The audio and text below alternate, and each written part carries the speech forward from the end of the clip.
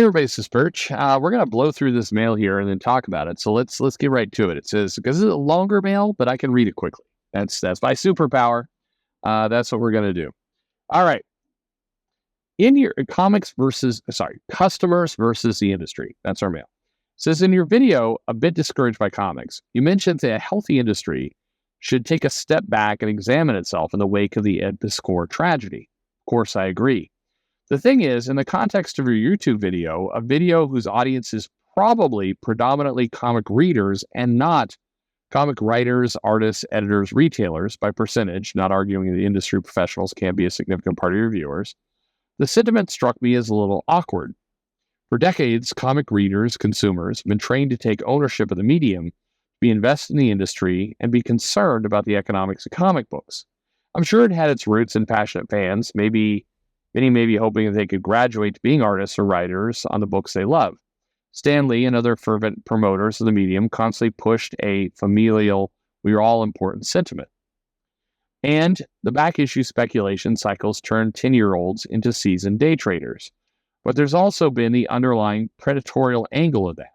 Readers who are constantly warned that the entire industry is collapsing dutifully go out and support their books in local comic shops.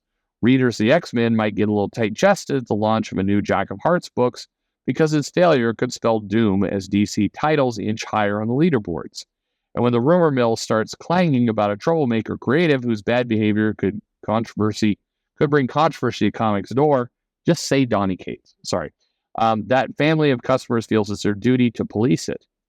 A passion of comic fans can be lovely. As a working graphic artist, I'm pretty sure that passion is the only way 22-page monthly comics get done at all.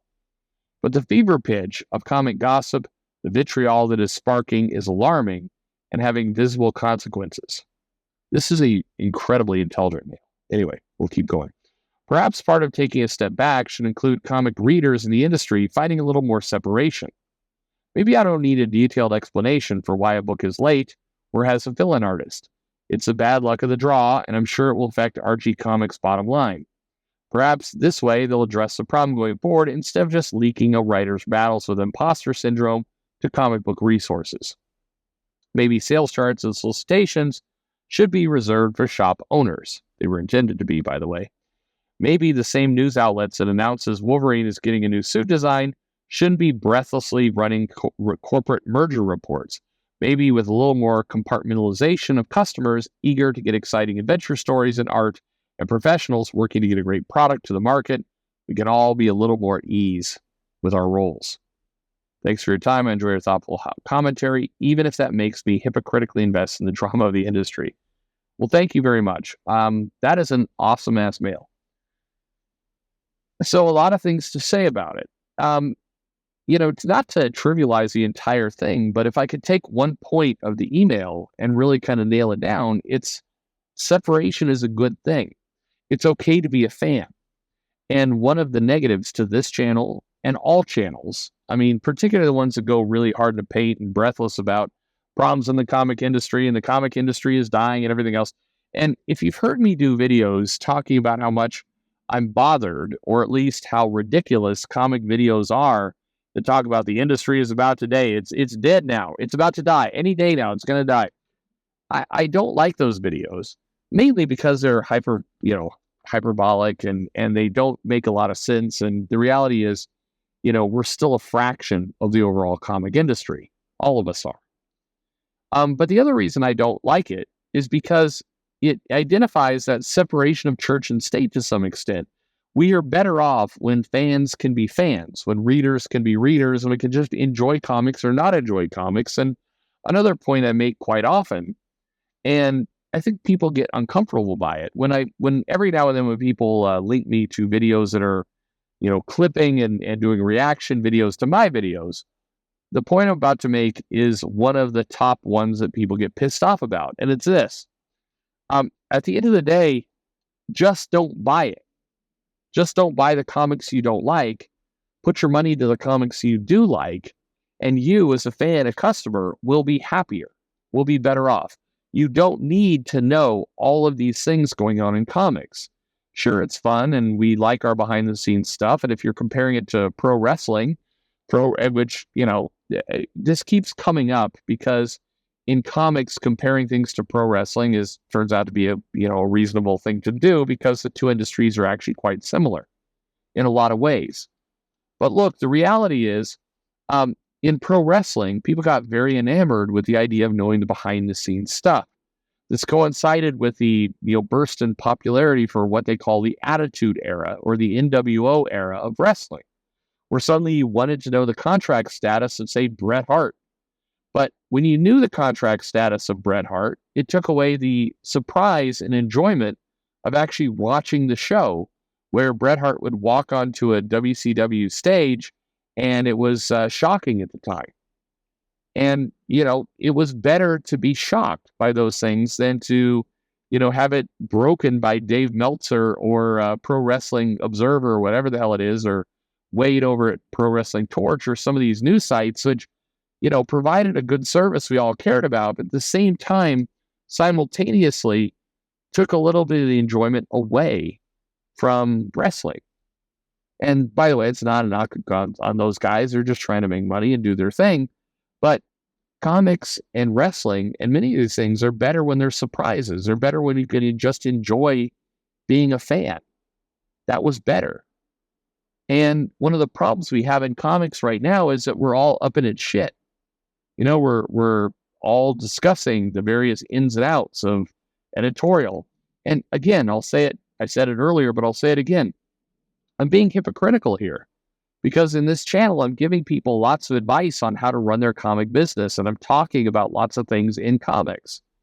And I recognize that that's, in a weird way, I'm taking away from my own enjoyment and I'm taking away from your enjoyment. It's why I sometimes do these videos saying, just buy the comic you love, stop paying attention to the rest.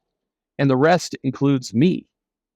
You should not be listening to a bunch of live streams over and over again. I mean, Wes is a good guy. I like Wes. At some point, Wes will drag himself over here to the U.S., or I'll drag myself over to, his crazy island, and we'll have a good time together. And that would be a lot of fun for me because I like him as a person. I legitimately do. Several people in comics write me saying, why do you like that guy? Fuck that guy, because he does videos complaining about me. And on one hand, I'm sympathetic to that because, he's complaining about a book you're writing and everything else and probably hurts feelings. But the other side of it is I've had many good conversations with Wes. We've talked about our families. We've talked about our kids. He knows what my face looks like. It's a very ugly face. Me and my, 320 pounds of pasty, I'm just kidding. Or am I? You get to decide. Anyway, I like the guy. That said, as a fan for all of us, you'd probably be happier if the two of us didn't exist, or at least, weren't making these videos. It's true. We've changed our enjoyment from comic books to listen to YouTube videos and listening to streams and all of that kind of stuff. We've shifted your enjoyment. To your email and to the other side of this, because I've been beating up on comic fans now. And by the way, I still hold to what I say all the time. At the end of the day, I'm giving this suggestion, this advice, but it's your world. You get to listen to what you want. You get to read what you want. You get to spend money to what you want. It's your business. And frankly, if the comics are dull and boring, then yeah, more people are going to go to streams to get their enjoyment. That's the ugly truth that comic news journalists and comic professionals and the Tom Brevoorts or the Dan Didiots or even Mark Millar's touched upon this a little bit in his videos. Look, no one would be paying attention to your boy Zach if the comic books were good. Okay? It has to be said. Would people be listening to Diversity in Comics or Comics Matter if the comic books were super enjoyable? And I don't mean all of them. I mean, if there was 1 in 4, if 25% of the comics were bangers, his traffic would plummet, as would Yellow Flash and Nerdtronic and all the rest of these people. You want to bitch about, the YouTube videos are shitting on Star Wars movies. Star Wars movies, if they were better, if they were bringing people in, if they were more entertaining, then, their videos would struggle. I've been listening over the last few months to Critical Drinker, and he's funny, and he puts out, interesting things. But the other day I was watching one of his videos with my wife, and she turns to me and goes, "This guy just bitches about the same shit over and over again." And I'm like, "No, he doesn't. No, and she's like, no, go to his channel." We go to his channel. We're on Apple TV, and we click on the channel, and I click on the videos, and I'm just scrolling down. And then I have to admit my wife is right, because the videos are over and over and over. Like, this movie sucks. This movie also sucks. This movie is shitty. This movie has made me question if I want to be on YouTube anymore. This movie is terrible. And yeah, it's the same shit over and over again. And yet, it's more entertaining to those movies. I'm going to do a video at some point about Rebel Moon, because I watched both of those fucking things, and they're terrible. They're fucking terrible. And so when I watch a terrible movie, what goes through my head is I need to go over to Drinker and see what he says about that, because maybe I can salvage some entertainment out of this. And I go to Ryan George, and I go to Honest Trailers.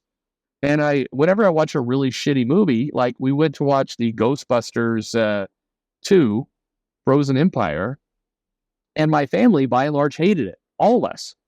For different reasons. My youngest daughter was bored shitless of this thing.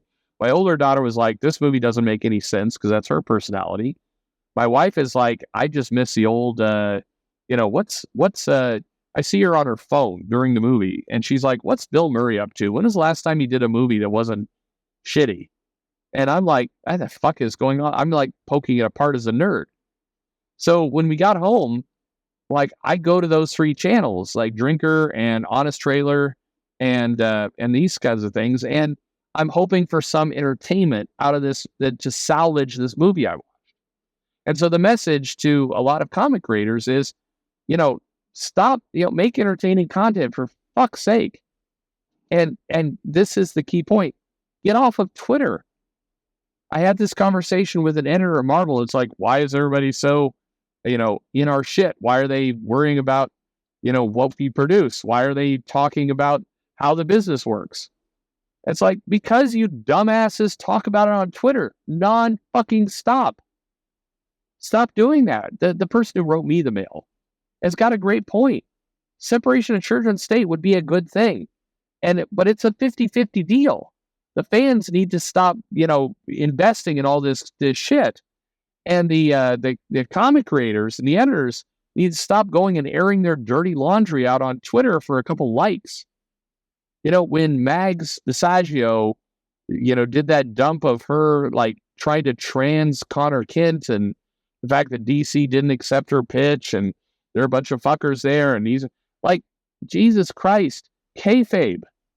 For the love of God, learn some kayfabe. Shut up. It can't, like, I just spent a lot more time on this video talking about the fans, but the fans need a break. Like, we can't always shit on the fans. Just like with wrestling, when Vince McMahon and Eric Bischoff and Jim Cornette and all those guys, they started getting really angry at the fans for, paying attention to contract details and all this other stuff in wrestling. What they realized is, hey, put out some good storylines and people will stop doing that. Also, stop, leaking aspects of your business to Dave fucking Meltzer. Stop doing that. By the way, there's all like 10 people who are listening to this video right now who knows what the fuck I'm talking about. But it works. In comics, you have to stop this madness. You have to stop leaking all these details. You have to stop going to Twitter and shitting on the fans and talking. One of the most destructive things in comics right now, quite frankly, is people who are in comics, around comics, talking about stuff like Comicsgate and what Eric July is doing. If you dislike him, if you don't think he's relevant, then don't talk about him. But by posting over and over and over again, and many of you dumb assholes go on Twitter and be like, just your daily reminder, Eric July does hate comics. Why would you say that? Just shut the fuck up. He'll either make it or not. That doesn't help you. And all it does is drag fans into thinking about, like, even if they agree with you, and there's plenty of people who write into this channel going, Perch is a hate adjacent channel who, secretly want, like, even if that's the fan who wants to point out or look, right now, if you're listening to this show and you're just itching to send out to your, Facebook group, your private group, or your DMs or whatever whatever you want to do about Perch was shitting on us again, think for a moment. Are you helping sell a single goddamn comic book in doing that? You're not. If you're Tess Fowler, make comics. Just make some goddamn comics. What are you doing? You people are out of your minds. You don't even have enough self-interest to pay attention to what's actually going to make you money. You're not helping yourself. The best thing you can do is just shut up and focus on making comics and show everybody out. The people who go after Eric July are the most confusing people of all. He's selling comics. He's got his own distribution thing, and he's not your competition. He's not. Why are you paying attention to that? All you're doing is bringing a bunch of dumb pro drama into the mix, and you're killing yourself. What you need to be doing is focusing on how you sell your book, how you get your storyline out, how you actually get people to give a shit about the fact that you got Fire and Ice in Smallville. That's what you should be caring about. If you're a supporter of those creators, you should be caring about how to get the word out on that.